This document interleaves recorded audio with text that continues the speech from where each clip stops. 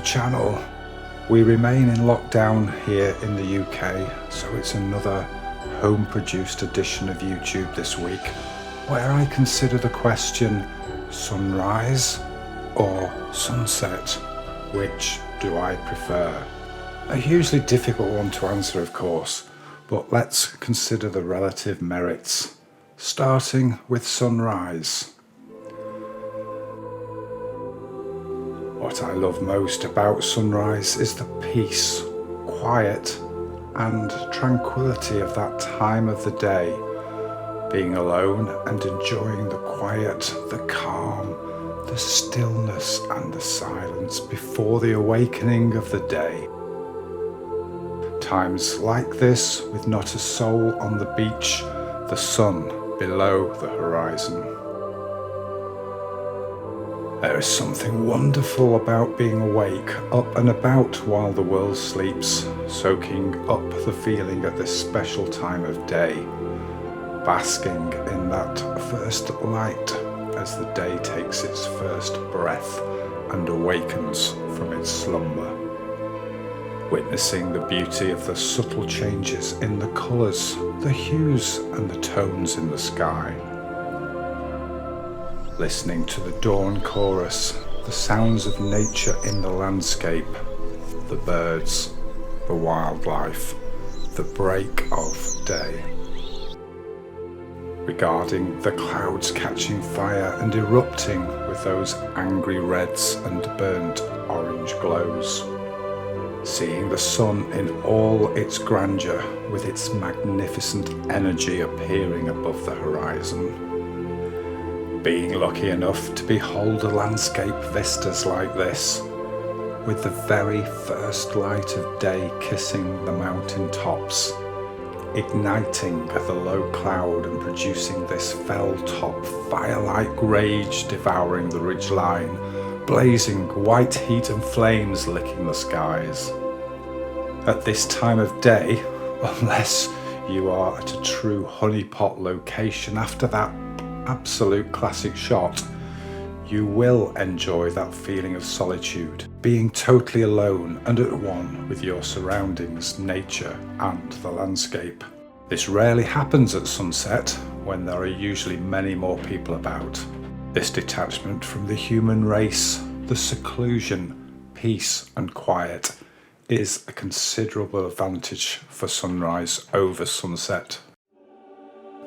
And then we have the mist, much more prevalent in the early mornings than late evenings.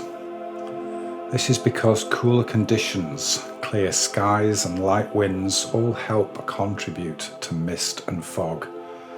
So after a warm day with clear skies, the ground radiates heat outward while the air above the ground begins to cool after the sun sets. When that air temperature is the same as or close to the dew point temperature and humidity is high, condensation occurs on tiny particles floating in the air to form the fog. 5:30 a.m. A foggy morning and a sunrise shot to start the day.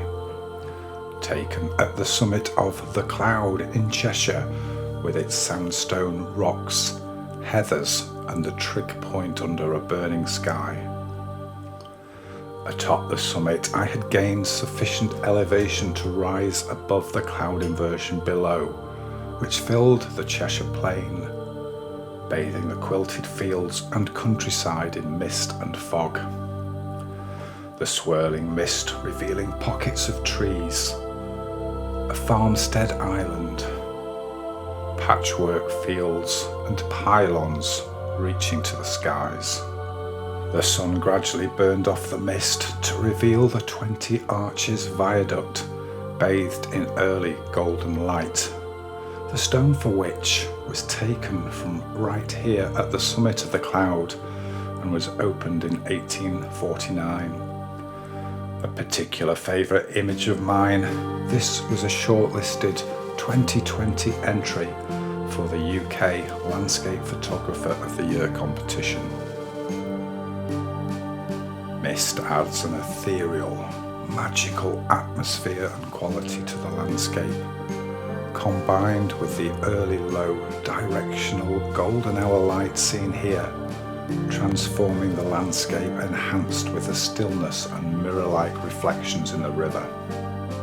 And talking of reflections, that early sunrise hour also often provides a stillness, a serenity and tranquility, which manifests itself best in lakes, rivers, tarns and estuaries, affording these beautiful reflections. The stillness of the water here in this Mediterranean sunrise totally transforms the seascape, producing a meditative and contemplative image. Another of my favourite photographs, and one I cannot imagine being able to capture at sunset when bathers and swimmers would doubtless crowd out this spot. So let's now turn our attention to photographing the sunset. Those warm, rich, deep colours which hold the power to transfix you, to stop you in their tracks. A time to become truly lost in the moment and let the worries of the world fade away. The one huge advantage of shooting at sunset over sunrise is the ability to scout an area in the daylight, arriving early enough to find your composition, fine-tune your image, and be ready to capture the scene in the ever-changing light that accompanies golden hour into sunset. Up here on the idyllic Northumbrian coastline, the recent high tide was on the turn, just starting to retreat, meaning firstly, pure, clean, shimmering sands with no footprints from the hordes and masses traversing the beach earlier in the day. And secondly, beautiful, stunning reflections in the wet sand. The beauty of seascape photography is the dynamic nature of the scene in front of you, with the ever-changing elemental components of the skies, water and light. Apart from human distraction and their late evening beach walks and forays interrupting my photography, it was an inspirational, intensely timeless and moving experience, enjoying the light show, listening to the lapping of the waves, seeing nature paint its most beautiful pictures right before my eyes. The ultimate stress reliever. I've not yet mentioned clouds, which often play a major role in both sunrise and sunset landscape photography. As photographers, we are often on the lookout on our weather apps for high clouds, cirrus clouds. These often form in advance of a warm front and provide spectacular sky interest. Cirrus clouds are short, detached, hair-like clouds. They are wispy with a silky sheen or look like tufts of hair. In the daytime, they are whiter than any other cloud in the sky, and while the sun is setting or rising, they often light up in an explosion of colour. Like these fiery clouds I captured out on the Yorkshire moors, and whilst not the best image compositionally, the sky was certainly intriguing, fascinating, vibrant and vivid. Or here at Lytham Pier, where the wisps and trails took on the colour of the setting sun, with the deepening dark inky blues higher in the atmosphere, displaying the prowess that sunset provides in a dazzling array and mix of colours. But the clouds and sky don't always pop. As seen here at the dramatic and breathtaking Neast Point on the Isle of Skye.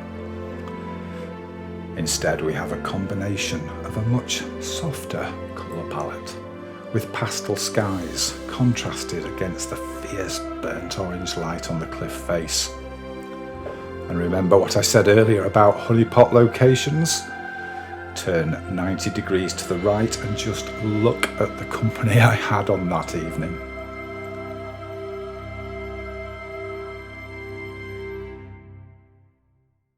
At other times we have no clouds whatsoever, which, whilst mainly not welcome, can complement some scenes, like this silhouette image of Gull's Rock taken off the coast of Holywell Bay in Cornwall.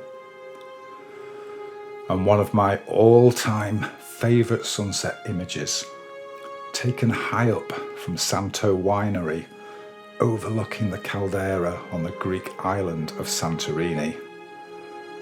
The cloud had just drifted in front of the setting sun, diffusing the light, creating these heavenly light beams in the sky above.